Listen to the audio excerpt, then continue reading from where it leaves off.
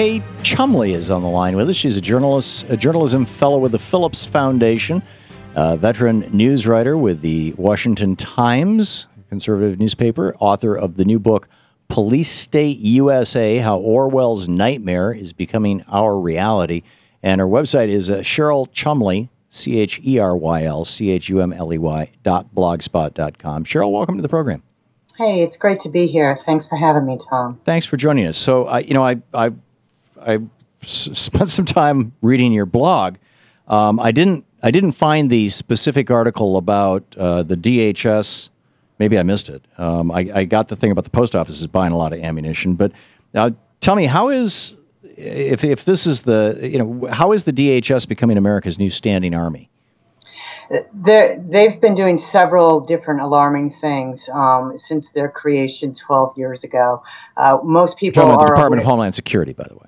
Yes. Most people are aware that Homeland Security is one of the key federal agencies that have been buying up stashes of ammunition and so forth. But just to put in context how much ammo they have, in 2013, it was found that they have 260 million rounds. That's enough for between 1,300 and 1,600 rounds per agent who's authorized to carry a weapon. By comparison, the U.S. Army only keeps in store 350 rounds per soldier. And in just recent months, the Homeland Security Department has also requested another 1.6 billion rounds of ammo. That's just one facet of how that particular agency is moving. So has anybody asked them what they're doing with all this ammunition? I mean, I know that, yes, the people who carry guns regularly do, rifle range shooting or target shooting, proficiency. That uses a fair amount of ammunition. Yes, and that is, in fact, what they say they are doing. They have to qualify with weapons training and so forth. And they say that the Homeland Security Agency also says that it is storing weapons so they don't have to purchase it every year.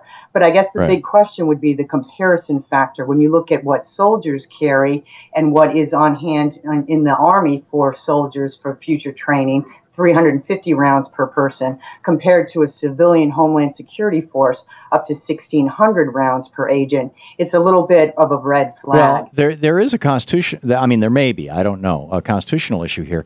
Because the founders did not want us to have a standing army during time of peace, and they wanted state militias to be our army, thus the Second Amendment.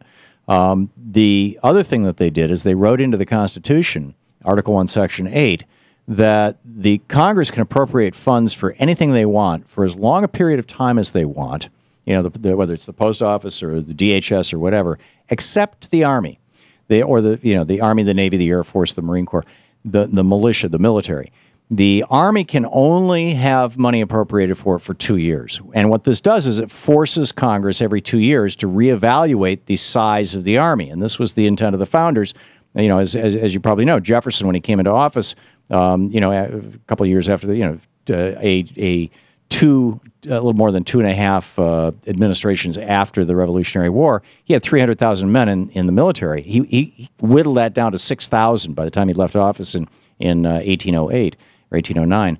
And so it could be that the military doesn't keep that much munitions around because it would involve a huge defense appropriation, whereas these agencies can, they're not constrained by this 2-year limit that's in the Constitution, and so they can buy 10 years' worth of ammunition. Has anybody considered that as a possibility? Or do you think that the Department of Homeland Security is becoming, literally you say Orwell's nightmare, do you really think that we've got this police state brewing, and if so, what are their plans? To answer your question about the police state brewing, yes. And to answer your question about the Homeland Security issue versus the military, yes, that would be a valid point that the Constitution, in fact, states that the military can only be funded for a time period of 2 years. But when you look at all the other factors involved, it's not just the weapons buy-up or the ammunition buy-up of Homeland Security that's the red flag.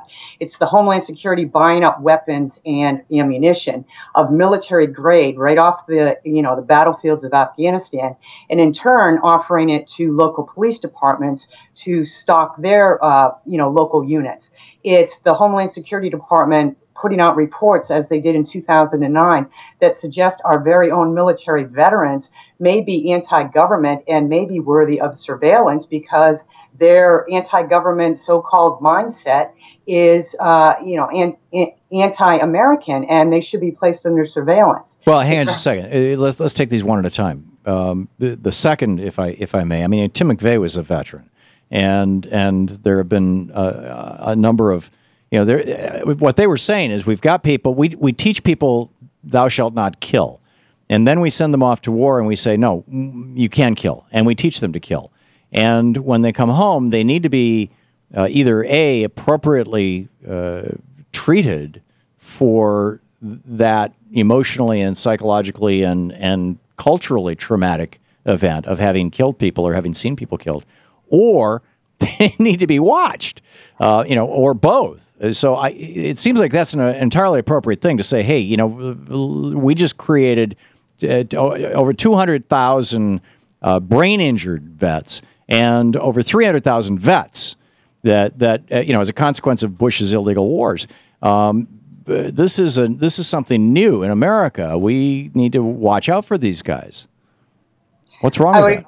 Well, once again, if you take it by itself, it's not alarming. But right. That's two things: the buy-up of the weapons, the buy-up of the ammo, and the report that suggests that military veterans may be anti-government in need of surveillance. Now look at what some of them might be.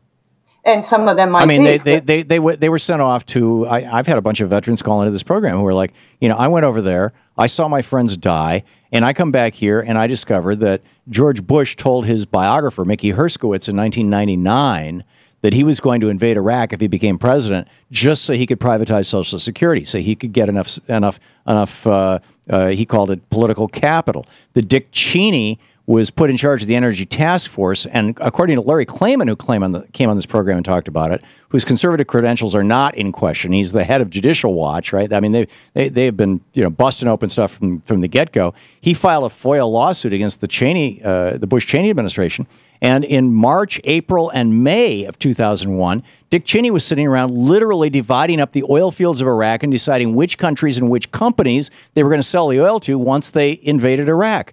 That and these vets, they know that they went to war based on a lie, and so that Halliburton could get rich.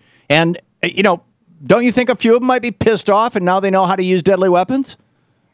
I don't think that enough veterans are pissed off and might want to use deadly weapons to warrant the Department of Homeland Security putting the entire military on its watch list as an anti-government faction that needs to be placed under surveillance. I think I think that's going a little too far. And when you also consider the other activities of the Homeland Security Department, joining forces with the FBI, state and local law enforcement to collect data on Americans and process through the 78 fusion centers that are in America, that's another red flag. This is an area where I agree with you. I think that our Homeland Security, in quotes, I mean, first of all, and I realize, what's his name's law, Godwin's law, whoever mentions Hitler first loses the argument.